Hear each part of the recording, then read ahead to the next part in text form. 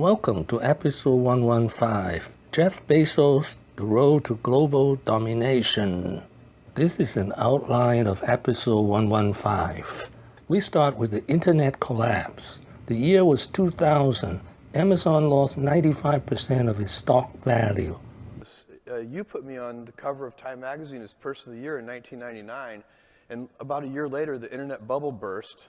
I think Amazon stock went from $113 a share to $6 or something like that. In the depth of the great internet depression, Jeff Bezos secretly founded his private company, Blue Origin, to fund vertically landed rockets. Rocket man, burning out its fuse out there alone. It's gonna be a long, long time. Dot.com brings me round again to find another man that think I am at home. Oh, no, no, no. I'm a rocket man. And that works really well for us. I think that the advantage of being customer focused is that customers are always dissatisfied. They always want more. And so they pull you along. If you're trying to serve them, they pull you along. Whereas if you're competitor obsessed, if you're the leader, you can kind of look around and you see everybody running behind you. Maybe you slow down a little. And customers are always pulling you. The 3 principles for global domination. First, customer centricity. Second, think long term. Third, a passion for invention. Those are the 3 big ideas to think long term, because a lot of invention doesn't work. If you're going to invent, it means you're going to experiment. You have to think long term. So these 3 ideas, customer centricity, long-term thinking, and a passion for invention, those go together. That's how we do it. And by the way, we have a lot of fun doing it that way. And the 3 pillars of Amazon. So we started, we had this program called Amazon Prime, which is one of the 3 pillars of our business currently. We have Marketplace, we have our third-party seller business, that's one. We have Amazon Prime, and we have Amazon Web Services. Those are kind of the 3 existing big pillars. Today, AWS is one of the 3 pillars of Amazon's business, parts of the business that generate the most profit. The other 2 are Marketplace, where third-party sellers can utilize the company's one-click shipping, fulfillment centers, and other services, and Prime, a membership program that gives customers free shipping and access to digital content, both of which increase spending on the site. Amazon was already a massive company, and Bezos had begun thinking at a higher level about how to make the company an essential part of innovation on the internet. That year, in 2003, 2 employees presented a paper describing a vision for Amazon's computing infrastructure. Near the end, they briefly mentioned the idea that Amazon might be able to make revenue from selling the virtual servers as a service. 3 years later, Amazon Web Service launched. The goal of AWS was to create infrastructure that made Amazon's websites run faster. That was good for customers, but they didn't stop there. Bezos had a dream of creating building blocks for developers to create their own applications. The story of Marketplace is no different. In order to get products to customers faster, Amazon needed to build warehouses and fulfillment centers. As they grew, they invested more capital in them until they were some of the best in the world, which enabled millions of mom-and-pop entrepreneurs to leverage their huge capital investment to offer their customers a better experience. Amazon, for its part, would take a percentage of the revenue, invest in more advanced infrastructure which made it more attractive to third-party sellers, which led to more revenue and more investment. Again, they were able to create something that only a handful of companies in the world could compete with. First, they all started as ways to improve the customer experience by offering quicker load times, cheaper prices, or faster shipping. Second, they each required massive capital investments. And third, they are all building blocks that enable millions of people to sell goods and services more effectively. More secret. This time it is Alexa. A tremendous amount of utility for customers, and customers are going to adopt those things. Are you deeply committed to this becoming a huge part of your business and what you do? Absolutely. We've been working on it. We worked on it kind of behind the scenes for 4 years. We have more than 1,000 people dedicated just to Alexa and the Echo ecosystem. We have now a big set of third-party apps, the Alexa skills. So I think if you want to be pioneering, if you want to be inventive, if you want a culture that is experimental.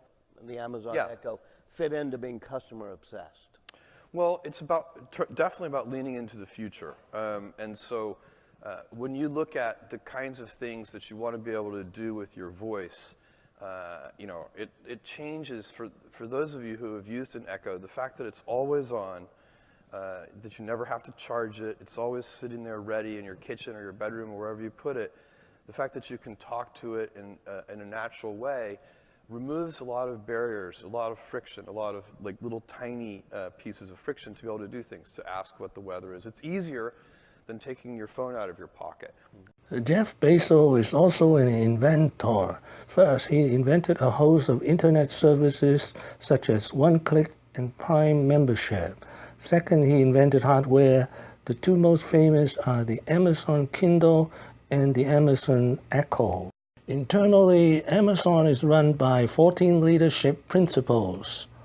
Customer obsession, ownership, invent and simplify, are right a lot, hire and develop the best, insist on the highest standards, think big, bias for action, frugality, learn and be curious, earn trust, dive deep, have backbone, disagree and commit, and deliver results. 14. You can take pictures or you can just Google Amazon Leadership Principles. Amazon, the infrastructure king. Again, Amazon could justify the investment as its first customer and then monetize by selling to others as a service. It seems that the goal of Amazon was really never to sell goods on the internet. No, Bezos saw these goods as a way to get into the market and eventually create infrastructure to make that market more efficient. This is why I believe that Bezos isn't building a company so much as he's building an empire. Just as the Ottoman Empire built roads that connected the East to the West, Amazon is building infrastructure that is growing the global economy. Amazon, the logistics king. It's no surprise that many people believe that Amazon is going to take over the world's logistics industry next. In recent years, Amazon's shipping partners like USPS in America and Royal Mail in the UK have struggled to meet demand around the holiday seasons. That's led to a bad customer experience, which puts it right in Bezos' sights. Just as fulfillment centers and computing infrastructure weren't sufficient enough to meet Amazon's high standards, logistics networks are failing. And like AWS and Marketplace, Amazon Logistics would be an opportunity to build a moat that requires huge capital, maybe their largest moat yet. In June 2017, Amazon bought Whole Foods and foraged into fresh grocery. This notion of shopping with this, so you could go to a Whole Foods, breeze right through, because you've checked everything, and then you're out.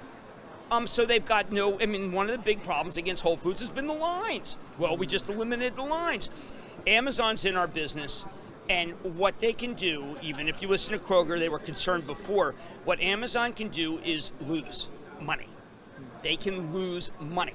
Now, technology has eluded Whole Foods. One of the things that Whole Foods underspent on for a long time was point of sale. Well, you don't have to worry about that anymore because Amazon's the king of point of sale. So you've got a club membership that now includes everything. It's a consumption-driven company.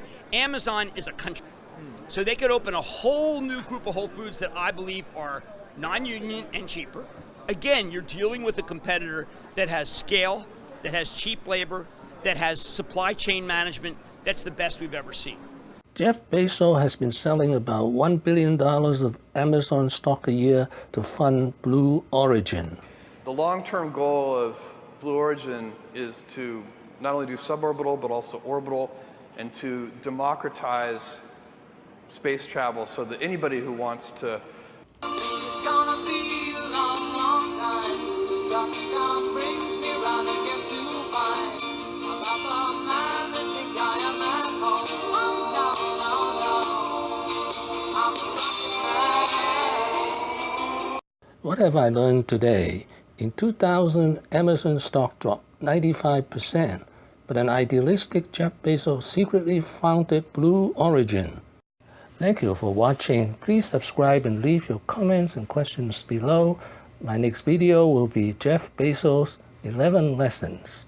Wishing everyone peace and prosperity.